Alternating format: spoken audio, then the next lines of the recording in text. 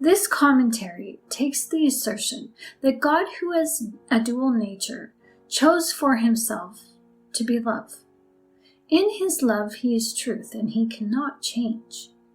When God created the beings of heaven, those spiritual beings, they were created with this dual heart, the Oer and Hoshek natures. And even though they were spiritual, they were not God. The cherub, who became God's enemy, called the serpent, well, he corrupted his wisdom as he took the position of being like God. He wanted God's status and authority, and he used the bad fruit, that's the bad knowledge, to suit his own gain. And he used both fruit of bad and good against himself, and unfortunately against the kingdom of God as well. God knew that this would happen, of course, and for further reading into this interesting story backed up with Hebrew word definitions, please see the book, The Blood Covenant of Elohim, available on Amazon, written by me. You can also have a PDF copy just in the commentary section of this video. Even though the enemy had the character of God, he could not become God. Although this is something that he tried to do by corrupting Adam and Eve's wisdom and corrupting the wisdom of 1/3 of the spiritual beings of heaven, he tried to take God's authority away, which he couldn't do. The enemy knew both good and evil, as he was like God. Now, this is not a stretch of the imagination, my friends, since the enemy told Eve that she wouldn't die eating the tree of good and evil. She would only gain knowledge like God. The small little detail that the enemy could not understand is that God is omniscient, omnipresent. He is all-knowing and all-seeing. He is the only one who has foreknowledge. This is why God chose love over fear. God knows the ways of evil without experiencing it. The enemy, however, doesn't have that ability and has to endure corruption just like the rest of us. Because the enemy is a spiritual being, he lives forever until a time when Jesus comes back to bring justice to the whole world. God made us in his limitless power. He placed limitations on us because we're not responsible. We would abuse his power if he gave it to us before we are ready. And it is unfortunate that the power that some people do have, they have harnessed kingdom power to suit their own gains. The leaders of the Christian world showboat the Holy Spirit and make a mockery of what we are to use for good. And this has severely hindered the works of God, as many strive to emulate the power of heaven that they see. This is how the enemy has beguiled us away from our true source of power, who is our true love, Jesus. Now the enemy, well, he remains jealous today and has lured many of us. But thanks to God's unconditional love, we are welcomed back with open arms. Through Jesus, we truly do have limitless power. Understanding who we are as compared to the spiritual guardian cherub, this being was meant to be a friend, an ally. Instead, he used his limitless power in the spirit to harm, destroy, and kill. Now we are the advocates for God, and we have become like guardian angels as we take our inheritance back through the tree of life. Before we turn our attention to the tree of life, let's revisit the enemy to gain a clearer understanding of the wicked ways of his heart, as his heart was seared with darkness.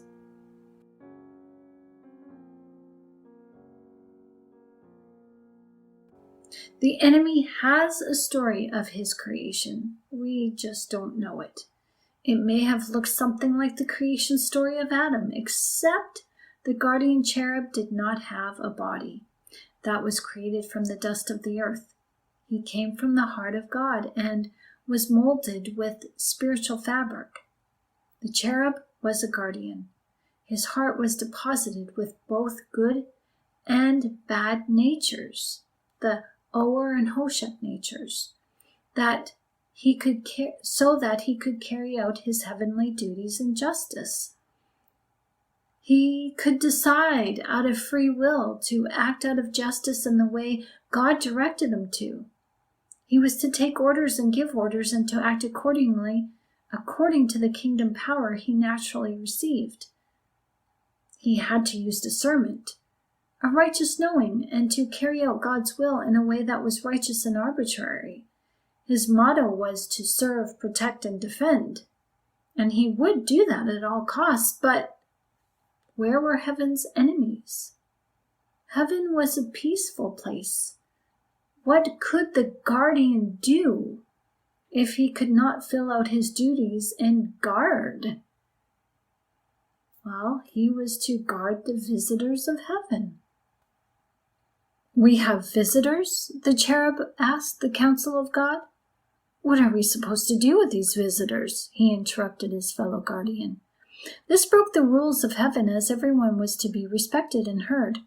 It was not his turn to speak. The cherub didn't pay attention, and the others who had noticed looked at God in a way that God understood. The throne room of God was filled with the colors of Elohim, as every color of the rainbow danced and dazzled in the light of constant day and filled every space of heaven. When God spoke, the colors enhanced their hue, becoming brighter and sparkling like a sun-kissed pond that just received a water drop from above, sending ripples into the reaches of far beyond.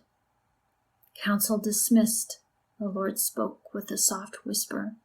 The council bowed and praised him in his mercy and grace, and each one turned on their heel and walked out of the throne room, leaving wisps and colored tendrils behind them as their spirits clung to the love of God. Most beloved, God spoke to the guardian as he leaned towards the cherub from the throne. We have 2 guests. They need protecting, and I'm assigning you for that role. But the cherub stammered as he interrupted his king. Don't interrupt me, guardian. Remember your place. I want you to guard Adam and Eve. They are new here, as I created them not long ago. They need somewhere safe to rest before their home is ready. There is much to discuss about them. I will come to them and teach them. But when I'm not around, I'd like you to keep an eye on them. When will they leave? Asked the guardian. When they are ready to leave, Elohim spoke matter-of-factly. Return to your post in the middle of the garden, and I will introduce you to them shortly. You are dismissed. God's colors twirled about the guardian as if to inspect the guardian's heart. Yes, my lord, the cherub spoke softly as he turned on his heel without giving any praise to his king and left the room. His spiritual colors remained with him as he exited the throne room of God in silence and in growing disgust. How could he be assigned such a task? This was a role that was beneath him. He was suited up with the colors of heaven. He wore the colors proudly. He was strong and powerful. He was a mighty warrior in God's army. He was waiting to go to battle. He would have made a good armyman if there had been a war. Now he was stuck babysitting. He was made for better things. Oh, this was so unfair. Most beloved, he says. The guardian walked back to his position. It was a quiet place in the middle of the garden, a meadow, peaceful and serene. He could see another tree, the tree of life. This tree was off limits to everyone. It was a beautiful and radiant tree, and the guardian had said very little words to this tree as it stood in vibrant glory all day every day. It stood welcoming all who chose to go near it, and yet no one dared to get close enough to even touch it. "What's that tree got that I haven't got?" The cherub sneered at the sight of the tree of life, turning his back to him. "I'm a beautiful tree here too, just as radiant." The cherub could not see that his radiance was actually fading. He could not tell that his heart was growing cold. The love of his heart was turning to stone. He was slowly coming out of the kingdom of heaven as his heart was separating him from the rest of his world. He stood at his post with thoughts turning in his head, and he waited impatiently for the visitors to arrive. The people that this guardian was meant to guard, he was meant to lead them also, lead them into the truth. Somehow the duality within shifted too much, causing the enemy to choose for himself evil. His heart became darkened as it was engulfed with the Holshek nature. He became prideful and envious as he knew most of God's secrets. He knew how to wield kingdom power at ease. He knew how to shine on his appearance to get heaven's attention. He knew how to work his charisma, and when Adam and Eve came along, perhaps he felt he wasn't that one that would be the only one to turn heads. Some time had passed when the guardian heard laughter. It woke him up from a waking slumber. He quickly stretched his wings and placed them back into their proper position. He had been given a download in his mind, set directives from God, how the guardian should look in front of these foreigners. Because they do not look the same, as they look different, it's best to hide his likeness from them. He folded his wings, covering his front and back, so not to offend anyone. Even though he had a growing contention, he wasn't ready yet to be kicked out of heaven. "Most beloved," Elohim spoke as the wind shifted colors all around, "I'd like to introduce you to our two guests, Adam and Eve. You have seen Adam walking around the garden, but you two have not been formally introduced." "Yeah, I've seen you," the cherub spoke nonchalantly. "Who's the other one?" The guardian asked indignantly. "Well, this is Eve. She is Adam's mate. I created them to produce seeds according to their kinds. She will be in season soon, and it is your job to keep her safe, as Adam and Eve must produce offspring together." God spoke with a calmness in his voice that stilled the birds of the air. Elohim led the two visitors away and left the guardian alone with his thoughts. As Elohim's presence left the meadow, the guardian heard the Lord's voice echo through the fibers of his being. "And know this, guardian cherub, I have given Adam and Eve specific instruction to not eat of your fruit, or else they die. You are to guard them, and guard them well. What becomes of their seed rests in your hands." Wait, did God just say that? The cherub questioned in his mind as he looked across the meadow and stared directly at the tree of life. He had noticed God did not take the visitors over to that tree and make any sort of introduction. Oh, God Almighty wants me to be the tree to avoid now, huh? The guardian called in a loud voice to the tree of life. "The visitors are to stay away from me, but not you? What did you do that was so perfect and rewarding of such an honor?" The guardian was met with silence as the tree of life remained radiant, perfect, and holy, as he had always been. Time stands still in heaven. The two visitors walked and talked with Elohim, and they became friends with their Creator. They were loved and cherished, and yet they had no idea of the secret of why they were placed in the garden. They were created for God's perfect purpose, of course. They were created for a specific reason, as they thought they would live their days in heaven. They loved heaven. Everyone was so loving and caring, and no one had a need that was not immediately fulfilled. God had everyone's praise and was so well loved. This place was just perfect.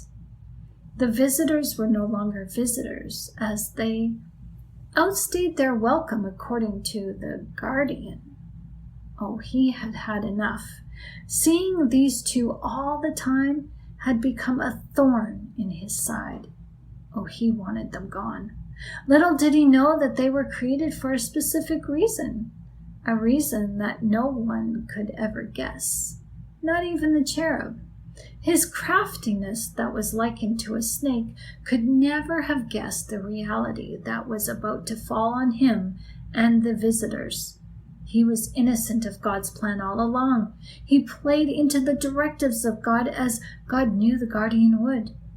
The secret, unbeknownst to the cherub, was that Adam and Eve were placed in the garden of God to challenge the guardian. Just as Adam and Eve were tempted by the guardian, it was Adam and Eve who were created to tempt the guardian just by their presence alone. God created these people who were set apart from the citizens of heaven to test the citizens of heaven. The guardian was created for war. He thought to fight for God in a battle. He had no idea he was created to be the one to wage war against God. Elohim knew the enemy would not remain loyal to him forever. God knew that the enemy's heart would take on the ways of the Hoshek nature. The beloved guardian would allow his heart to become darkened with sin, and as the sin grew, Elohim knew the time for the harvest was near. Elohim did not have to do anything. The guardian was the one to determine how long the visitors stayed all along. Elohim knew that the guardian would be envious of them, as he was envious of the tree of life. Adam and Eve were created for the tree of life. How they were created for the tree of life was to be used to test the loyalty and the evil nature of the guardian.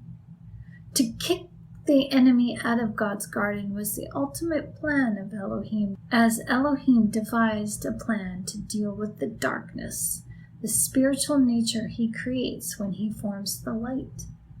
God is separated from the darkness for eternity. Darkness cannot reside in heaven. The enemy is forever separated from God for eternity. The tree of life didn't have to do anything. He was not a created being like the guardian.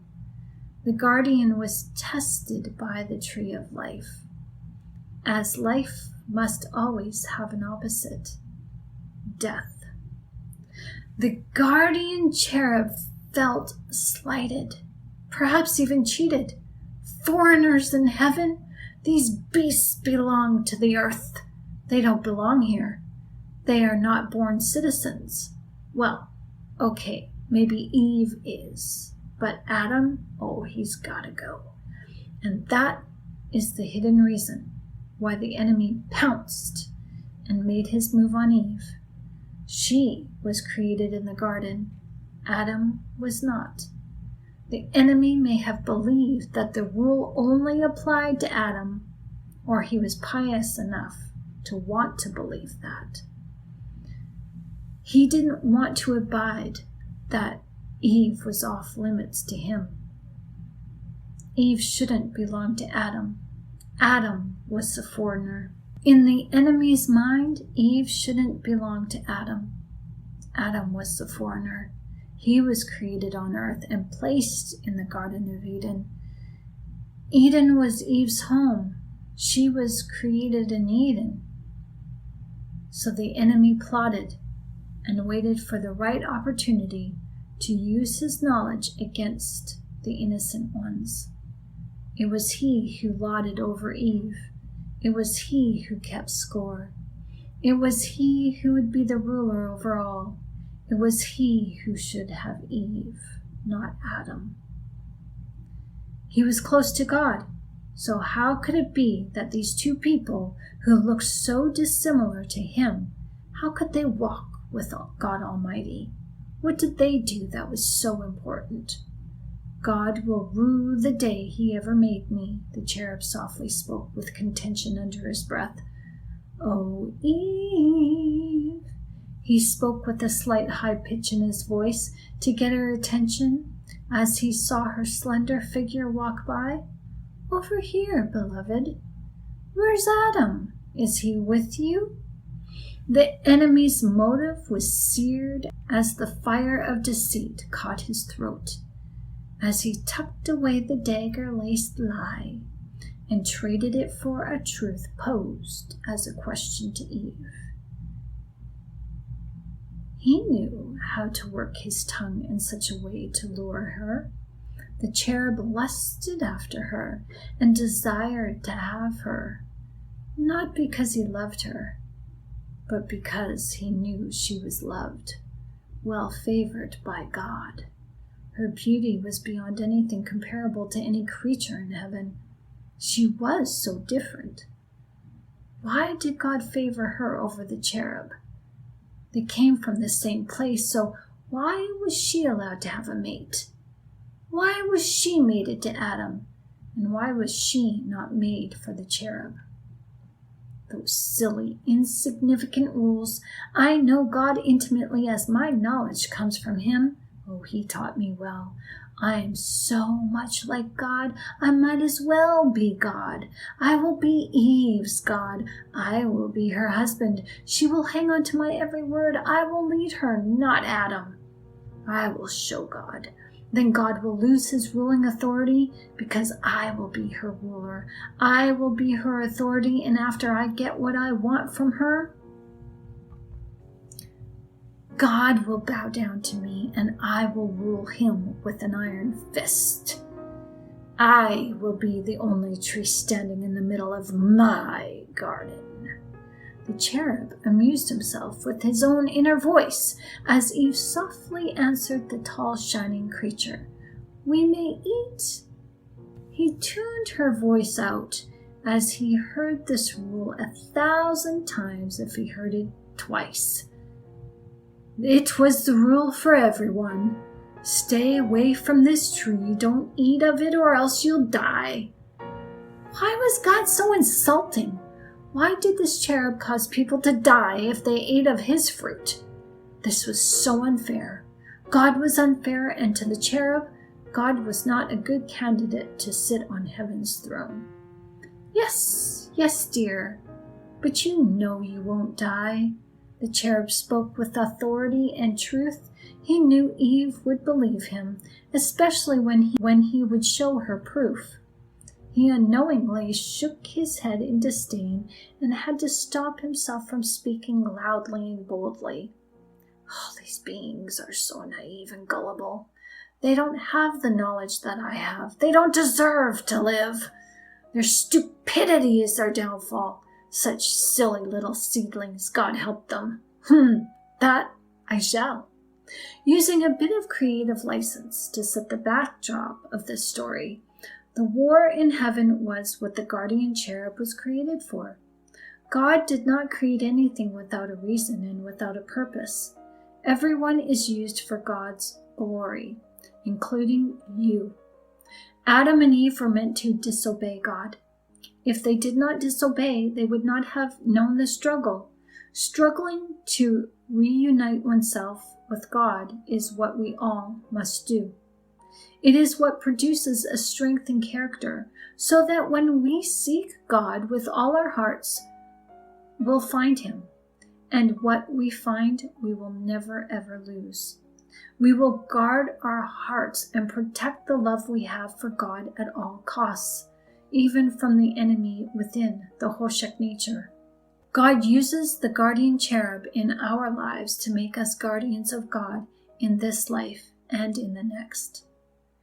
The choice to know was set as through Adam and Eve they picked of the spiritual fruit of the tree of knowledge, and they became knowledgeable.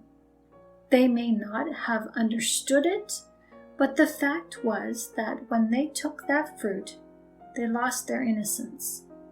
God's image is innocent of experiencing evil because he has foreknowledge of it. Think of when you had done something you wish you never had done. You can't go back because you have the knowledge of that action and you have felt the consequence of that action. Before you did what you did, you were innocent to its consequences. And against your better judgment of knowing without experiencing that what was wrong, you decided to do it anyway. Because you did something you had not known before, you are no longer innocent towards that event. Adam and Eve knew that they did wrong, and they tried to hide their shame. They acted out in shame and worry and fear and dread. They did not realize that they could not undo what they had done. They were guilty and had no idea how to undo that guilt. There was nothing that could undo what was done. They robbed themselves and their children of their inheritance of living forever in the garden with God. They didn't know they were going to have to leave, and they wanted to stay. The law of God demanded consequence. This obedience to God was for them a one-time deal. There was no mercy, even though God loved Adam and Eve. He told them of the one rule because he loved them so much that he wanted them to stay. In his foreknowledge, God had this all planned. He knew Adam and Eve would make the wrong choice. It was the wrong choice for them. Ultimately, it was the ideal choice. Ultimately, it was the ideal choice for God. God needs to test the enemy and needed to kick him out of heaven. He needed the enemy to take 1/3 of the population of heaven with him, as free will must be challenged in order that we solidify our choice to follow God. Our moral choices create our character. Citizens of heaven need to have pure and untainted moral character. God created a way back for Adam and Eve, as he created a way back for us. God did not leave us alone in our sorrow. The tree of life is the way to heaven again, as the tree of life was a witness to the war. Adam and Eve may have chosen wrongly, but God loved them so much that he needed them to make the wrong choice so that mankind could make the right choice. Our right choice is what does away with the evil nature. When we choose the tree of life, we choose heaven over hell. We choose God over the enemy. We choose ourselves over the guardian. We choose love and not fear. We choose life and not death. A love that is freely given, a love that is unconditional, is undervalued when we can do no wrong and do not suffer any consequence. God desired Adam and Eve's devotion. He got that through their transgression. They didn't realize how good they had it in the garden until they were evicted from the garden. They didn't realize God's loving provision until they had to go without it and do for themselves.